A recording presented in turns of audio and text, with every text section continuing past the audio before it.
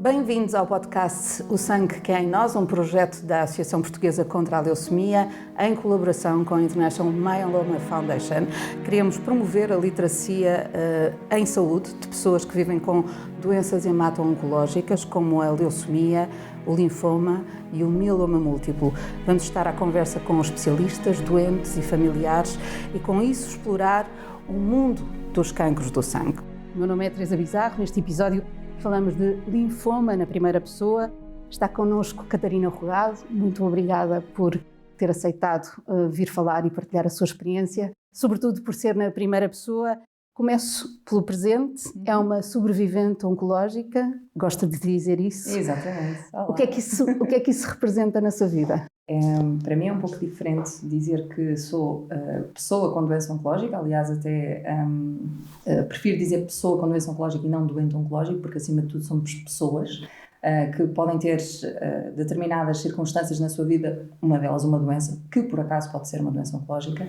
E por outro lado, quando passamos a fase de viver pós a fase mais crítica, mais dura, de tratamentos, de confronto com a inevitabilidade de ter que tratar, ter de lidar com a fase mais aguda da doença, e quando temos tempo e espaço para respirar, podemos dizer que somos sobreviventes oncológicos. Portanto, para mim faz diferença neste momento dizer que sou uma sobrevivente oncológica, sem dúvida. É a etapa da superação? É para marcar essa superação? Eu diria que em todas as etapas há superação. Em todas, mesmo durante a doença, existe superação. Portanto, eu não encaro a superação como o momento em que um médico se vira para mim e diz: o seu exame está limpo, o seu exame está tratado, ou o linfoma de Hodgkin, no meu caso, o linfoma de Hodgkin está tratado.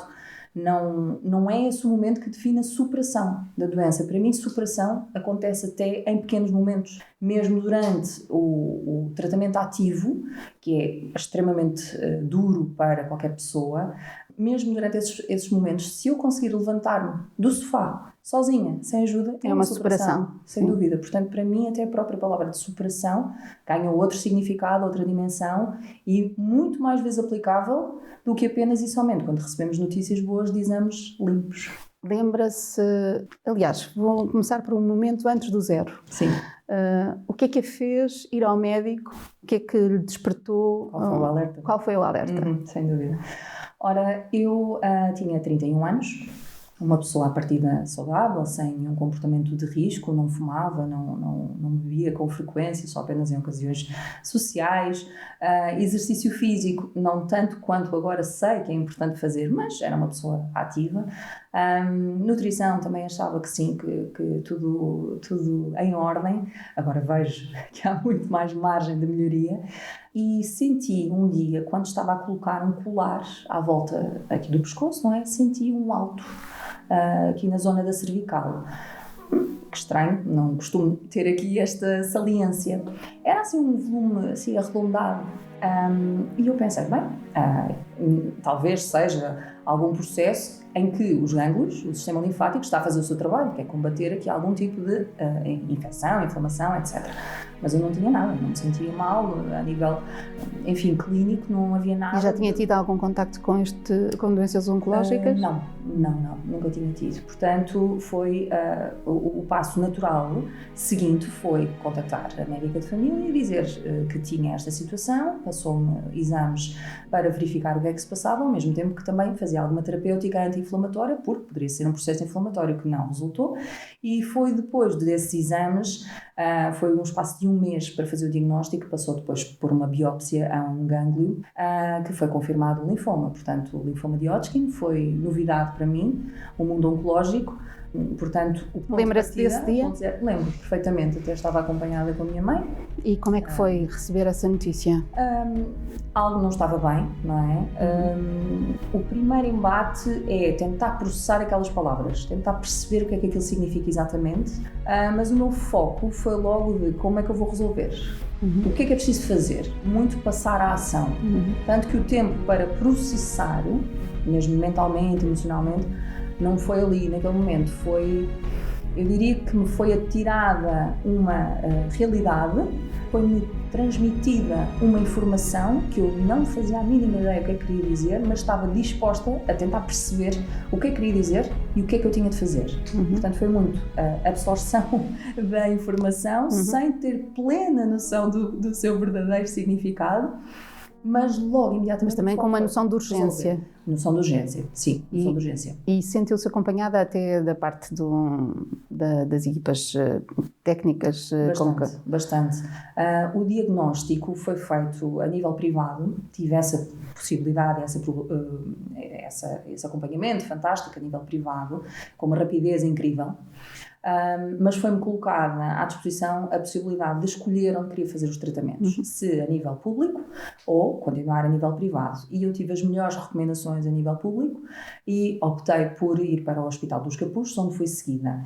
E logo no momento em que houve a transferência do processo, a primeira coisa que me disseram, face à minha idade, 31 anos, eu costumo dizer que foi o meu 31, face à minha idade e ao facto de não ser uma urgência desmedida iniciar imediatamente os tratamentos, pude fazer a criopreservação de ovócitos, portanto fui encaminhada primeiro para a maternidade Alfredo da Costa e depois sim comecei os tratamentos no Hospital dos Capuchos e foi tudo muito rápido, tudo muito sequencial, não no sentido de estás em perigo de vida, Catarina, mas queremos dar-te vida, portanto fui super bem tratada, muito bem acompanhada, muito bem acolhida e nota-se mesmo que os profissionais de saúde só não fazem mais porque não conseguem, porque não há recursos suficientes. Esse turbilhão que imagino que tenha acontecido, de enfrentar uma doença nova com um nome pesado, de tratar também de preservar ovócitos para garantir que possa ter bebés no futuro, emocionalmente também desarticula uma pessoa, não é? Sim. E procurou ajuda, apoio emocional, psicológico? No início não. Isto foi em 2016, quando eu tive o primeiro diagnóstico. Foi em 2016, no início não, porque eu sempre fui uma pessoa muito estruturada, muito capaz de lidar com emoções, mesmo estas emoções fortíssimas causadas por um diagnóstico de doença oncológica. No início não senti essa necessidade, também tive um apoio incondicional da família, o apoio incondicional na altura o meu noivo, tínhamos casamento marcado, que foi adiado para o ano seguinte, casámos em 2017, tive um apoio fantástico da família, do meu agora marido, amigos, portanto todo o núcleo me amparou de uma forma que eu não senti no momento necessidade, mais à frente senti. Já trabalhava, Catarina? Trabalhava, sim. E no trabalho, como é que foi? No trabalho correu bem, na medida em que, felizmente, tive uma entidade patronal muito compreensiva, colegas também muito compreensivos, deram-me a mão, apoiaram-me não só a nível social e de proteção laboral, mas também a nível pessoal. Portanto, foi uma etapa boa. Dentro daquilo de mal que estava a acontecer, eu senti-me muito amparada também no campo profissional. Ainda bem, sim. Muito bem. Sim. Pego na sua deixa de há pouco, depois mais à frente já não foi tão fácil. Não, de todo. Aliás, porque a Catarina teve 3 recidivas. Recidivas, é verdade. Recidivas, recaídas, enfim, existem diferentes palavras para o mesmo. No fundo é dizer que o cancro voltou. Voltou. Sim. E como é que foi enfrentar isso? Bom, então aqui entramos numa montanha-russa. É bom partilhar só se a Catarina quiser, o que a Catarina quiser. À vontade, não tenho problema de partilhar a minha história. Porque acho que há várias pessoas que sentem o mesmo nesta altura e acho que ajuda as pessoas a sentirem-se, a sentirem que é normal, e a deixarem-se sentir e tratarem disso também. Aliás, eu até posso começar por uma frase que eu disse há pouquíssimos meses a uma pessoa que eu conheço do EPO, porque entretanto passei para o EPO, que teve uma recidiva, e eu disse-lhe uma frase que eu adoraria que me tivessem dito quando eu soube das minhas recidivas. Eu disse-lhe: a ciência prevê recidivas. E eu não estava à espera de uma recidiva em 2019, portanto 3 anos depois do meu primeiro diagnóstico. O meu corpo já estava a dar sinais, eu não me sentia saudável, não me sentia bem. Os exames que eu tinha feito logo após os tratamentos que fiz em 2016, que foi quimioterapia e radioterapia, os exames posteriores indicavam que estava tudo bem do ponto de vista de linfoma de Hodgkin, a ausência de linfoma, Mas eu comecei com outro tipo de sintomas, muitas infecções respiratórias, sistema imunitário debilitado, muitas dores musculares, enfim, toda eu não estava bem. E até que tive problemas gastrointestinais. E comecei a fazer alguns exames, uma vigilância mais apertada, e esses exames indicaram, através de um exame que é a PET, que efetivamente o linfoma tinha voltado, estava mais espalhado no corpo. E eu aí pensei, bolas, então um linfoma de Hodgkin, que quando me foi apresentado, até me disseram que era dos melhores cancros que eu podia ter escolhido, entre aspas, eu agora digo isto a brincar, porque a probabilidade de tratamento e de cura, fala-se em cura, eu agora falo da palavra cura de outra forma, seria logo de 90% versus 10%, e eu de repente senti-me a pior pessoa do mundo porque caí nos 10%. O que é que eu fiz de errado? O que é que correu mal? Porque é que me está a acontecer isto? Há uma culpabilização. Sim, começamos a olhar para trás e a pensar o que é que eu fiz de errado. Quando na verdade, agora vejo as coisas de outra forma, quando nós temos, e eu posso estar a dizer um grande disparate a nível científico, de investigação, clínico, mas o que me tranquiliza também neste percurso de 3 recidivas após o primeiro tratamento é que quando a genética, quando o nosso código tem aqui um erro, tem aqui um defeito, tem aqui algo que, independentemente dos tratamentos que venham, quando isso não é corrigido, quando os tratamentos não servem para corrigir esse erro, a doença irá voltar. Até que haja uma resposta da ciência e também uma resposta de nós próprios, complementarmente à ciência, que consiga lidar melhor com essa predisposição para que algo de errado aconteça no nosso corpo.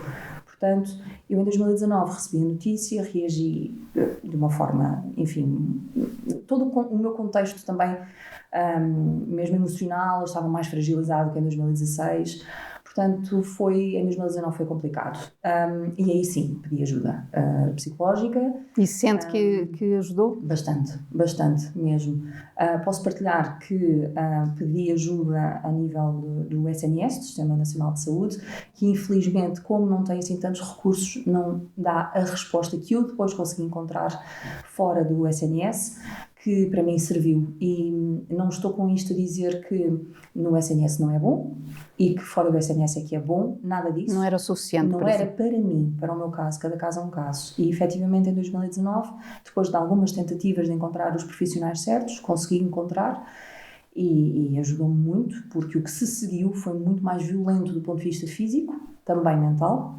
A quimioterapia de 2019 foi muito forte. Fiquei internada também por 2 ocasiões, felizmente estadias curtas.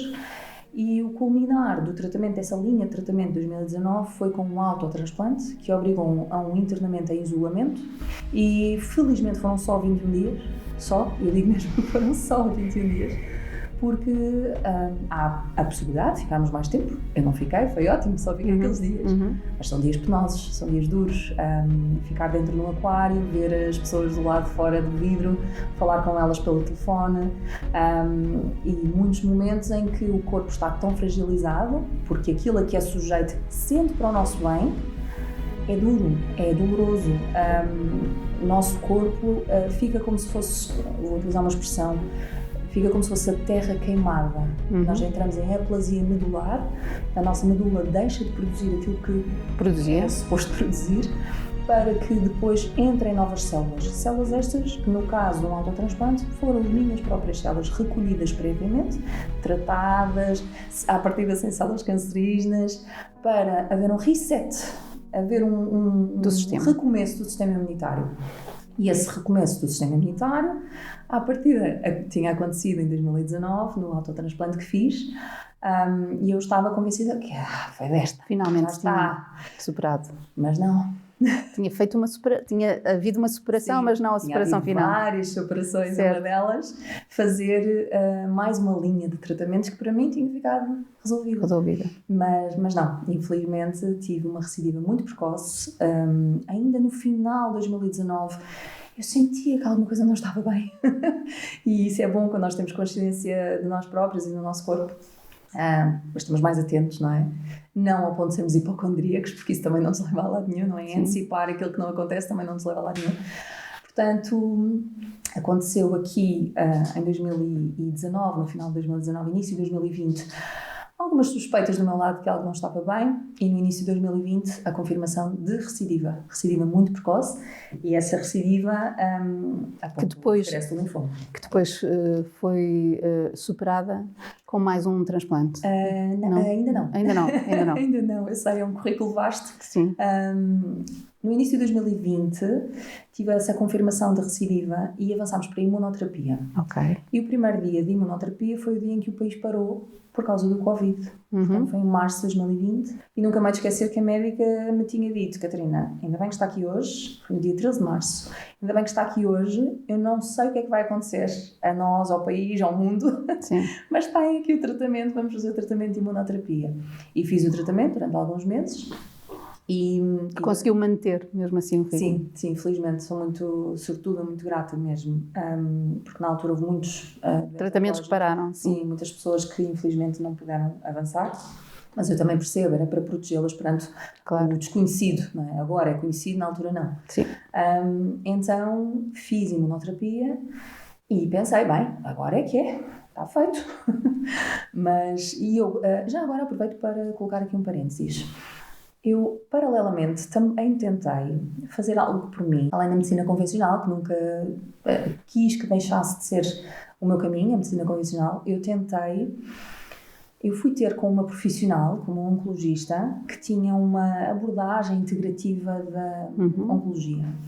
Ou seja, além daquilo que a ciência, felizmente, tem para nos dar, o que é que nós, enquanto indivíduos, podemos fazer? E devemos fazer para cultivar mais saúde, sejam pessoas com doença oncológica ou não, qualquer um de nós. Fui ter com ela e foi graças a ela que a minha vida mudou, porque alertou-me para aquilo que nós sabemos na teoria que é verdade, mas aplicável a pessoas com doença oncológica, ainda mais verdade é, mais força tem que ter. Então aconselhou-me um pilar que para mim me tem acompanhado e não vai deixar de acompanhar a minha vida, que é o exercício físico. O crescimento da massa muscular é fundamental para qualquer pessoa, mas principalmente para pessoas com doença oncológica, na medida em que massa muscular é sinónimo de menor inflamação, melhor resposta às terapêuticas, menor hipótese de recidiva. E além de dar uma força mental também muito boa, muito única.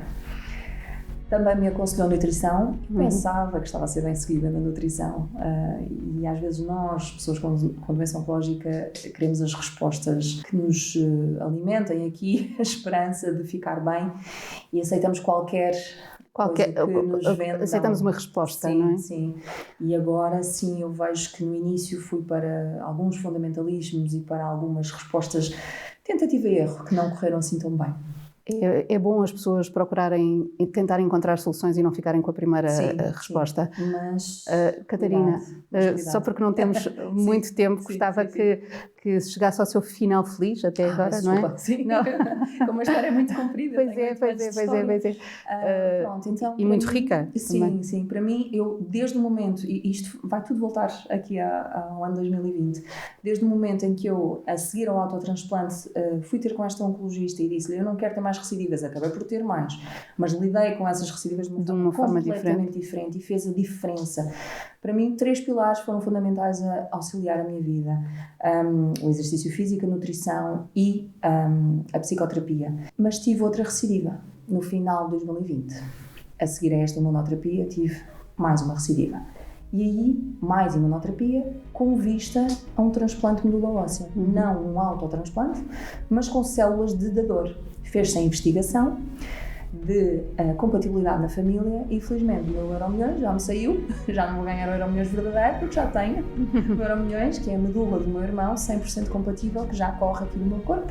Fiz o transplante 1 ano e meio depois de ter iniciado a tal imunoterapia até ao transplante, de 2 em 2 semanas era picada, bendito exercício físico que permitiu que nunca tivesse que pôr um catéter porque estava muito bem vascularizada e cheia de massa muscular. Fui para o transplante em março de 2022, bastante forte, também mentalmente. Tinha retomado o trabalho antes do transplante e pausei novamente.